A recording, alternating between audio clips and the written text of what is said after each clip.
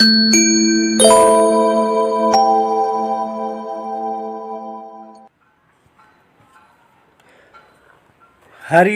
तत्सत। आज हम एक जन्म कुंडली का सामान्य विश्लेषण करते हैं और समझने का प्रयत्न करते हैं। सबसे पहले इस कुंडली में हम सूर्य के बारे में चर्चा करते हैं। इस कुंडली में सूर्य भाग्य भाव के स्वामी होते हैं।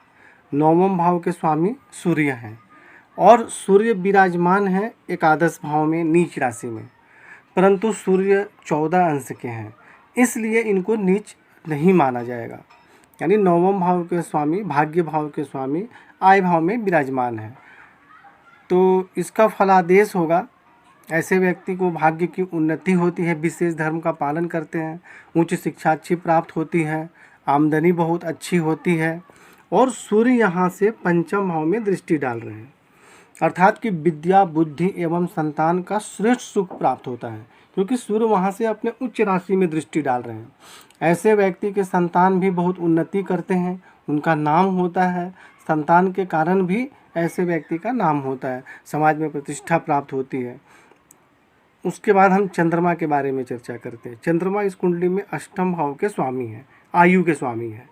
जन्म कुंडली में छठे भाव, 8वें भाव, 12वें भाव के स्वामी को अकारक माना जाता है, अर्थात कि इस 3 भाव के जो स्वामी होते हैं वह जीवन में कुछ परेशानी करते हैं, परंतु चंद्रमा को अकारक नहीं माना जाता है। चंद्रमा और सूर्य को अष्टम भाव के स्वामी होने का दोष नहीं लगता है।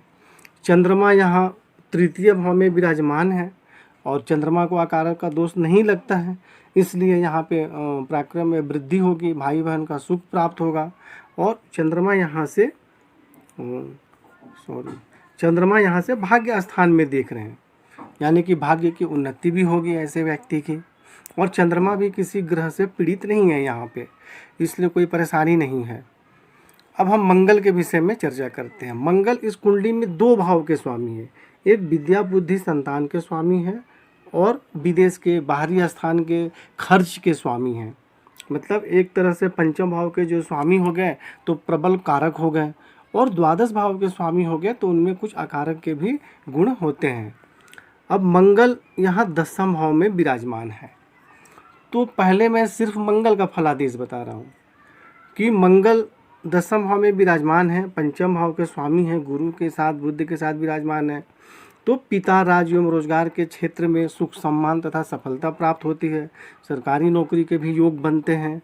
और मंगल यहाँ से लग्न में दृष्टि डालते हैं, तो ऐसे व्यक्ति परिश्रमी होते हैं, मेहनती होते हैं, शारीरिक स्वास्थ्य सौंदर्य जीवन की उन्नति होती है, विद्या बुद्धि में भी अच्छी सफलता प्राप्त होती है, क्योंकि मंगल विद्या बुद्धि के स्वामी हैं और लग्न में देख रहे हैं। यहाँ से मंगल चतुर्थ भाव में दृष्टि डाल रहे हैं, तो माता भूमि भवन का सुख प्राप्त होता है। और यहाँ से मंगल अपने घर में भी दृष्टि डाल रहे हैं, तो विद्या बुद्धि संतान का भी श्रेष्ठ सुख प्राप्त होता है। यह सिर्फ मंगल का फलादेश हो गया, लेकिन संपूर्ण फलादेश क्या होगा? सबसे पहले बात कि मंगल यहाँ पे 0-1 डिग्री के हैं, अर्थात बिल्कुल कमज़ोर हैं। दूसरी बात कि मंगल पे राहु की दृष्टि है, शनि की भी दृष्टि है और केतु भी मंगल के साथ विराजमान है, अर्थात कि मंगल के जितने भी अच्छे योग बन रहे थे वह सारे योग खराब हो गए। मंगल पे शनि और राहु की दृष्टि के कारण अंगारक योग का निर्माण हो गया, और इसे जैसे शनि मंगल को देख रहा है, मंगल शनि को देख रहा है, तो इसे एक विस्फोटक योग बोलते हैं। तो अब सिर्फ मंगल का मैंने फलादेश बताया था, जो कि बिल्कुल अच्छा फलादेश था, परंतु जब हम डिटेल्स में देखते हैं तो मंगल तो राहु और शनि से पीड़ित है, केतु के साथ बैठा है, और यह बहुत ही खराब योग होता है। तो जिसके कारण विद्या बुद्धि संतान के क्षेत्र में जो सफलता प्राप्त हो रही थी उसमें परेशानी होती है, संतान से मतभेद होता है, उन्नति संतान के सही प्रकार से नहीं हो पाती है, और रोजगार में भी जिस प्रकार से आप उन्नति चाहते हैं वैसी उन्नति नहीं हो पाती है। अगर मंगल से संबंधित आप कोई रोजगार करना चाहें पुलिस प्रशासन में, तो उसमें भी सफलता नहीं प्राप्त होती है, क्योंकि मंगल 0 डिग्री का है और बिल्कुल कमज़ोर है और पीड़ित भी है। अब इस समस्या को ठीक करने के लिए हमें क्या करना पड़ेगा? यहाँ पे हमें राहु केतु शनि का दान और उपाय करना पड़ेगा और मंगल का मंत्र जाप करना पड़ेगा।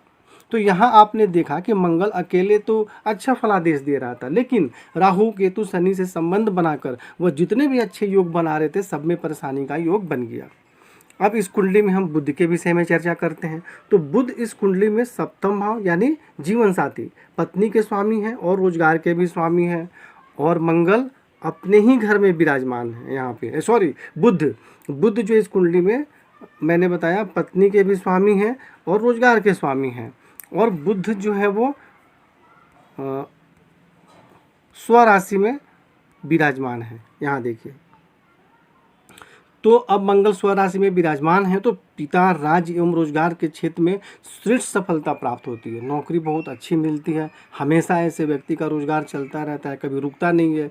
और ऐसे व्यक्ति बुद्ध से संबंधित भी कार्य करें तो उन्नति होती है, जैसे अकाउंट्स वगैरह की इससे संबंधित। और पत्नी के स्वामी बुध होकर दसम भाव में स्वराशि में विराजमान है तो पत्नी भी रोजगार करने वाली होती है, उसका भी श्रेष्ठ सुख प्राप्त होता है। लेकिन बुध भी यहाँ देखे 26 डिग्री का है, बिल्कुल कमज़ोर है, मतलब जितना श्रेष्ठ लाभ प्राप्त होना चाहिए उतना नहीं हो पा रहा है। उसके बाद हम गुरु के विषय में चर्चा करते हैं। तो गुरु इस कुंडली में आपकी लग्नीय से, मतलब स्वास्थ्य और आयु के स्वामी हैं और माता जमीन जायदाद प्रॉपर्टी के स्वामी हैं, 2 घर के स्वामी गुरु हैं।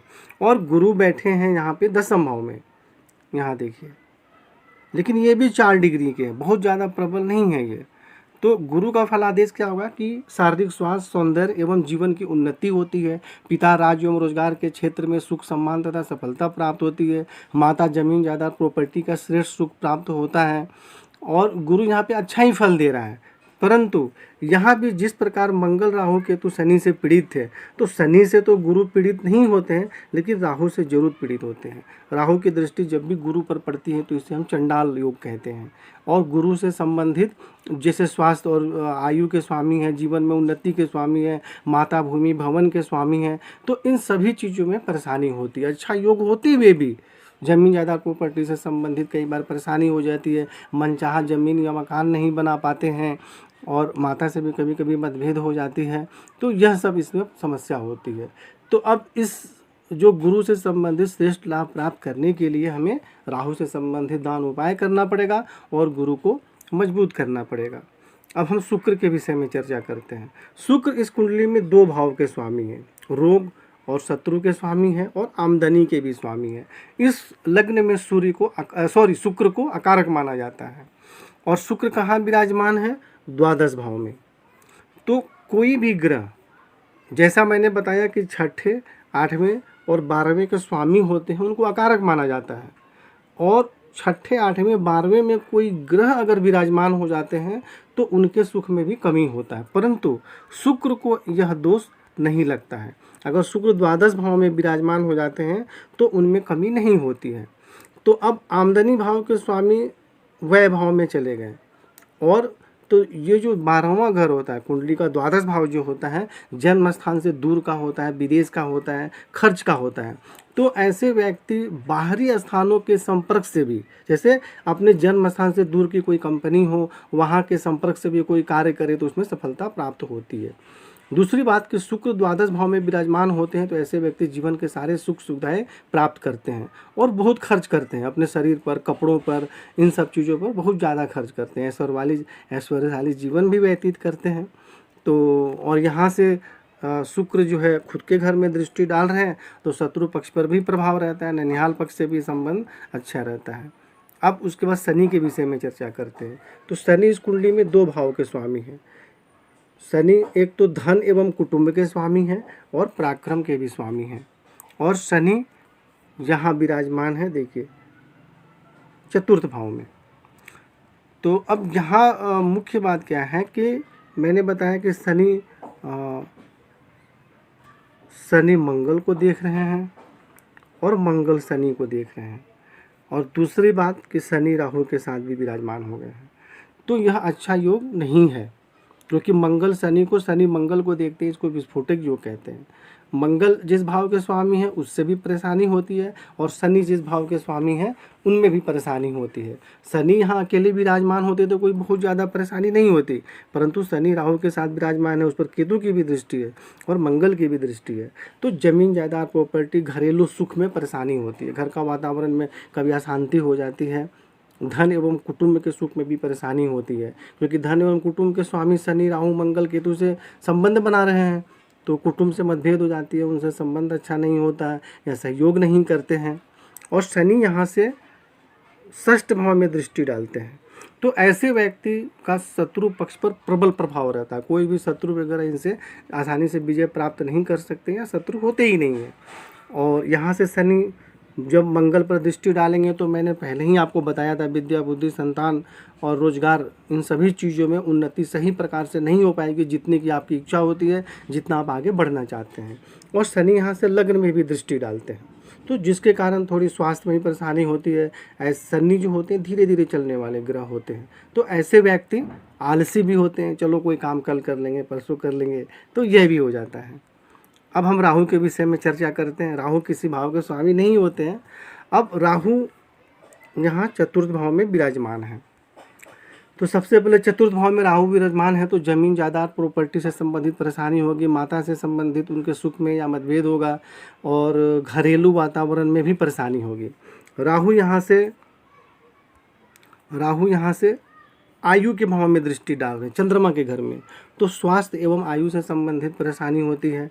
और राहु यहाँ दसम भाव में दृष्टि डाल रहे हैं, तो बुध पे राहु की दृष्टि से कोई ज़्यादा परेशानी नहीं होगी, परंतु गुरु और मंगल पर राहु दृष्टि डाल रहे हैं।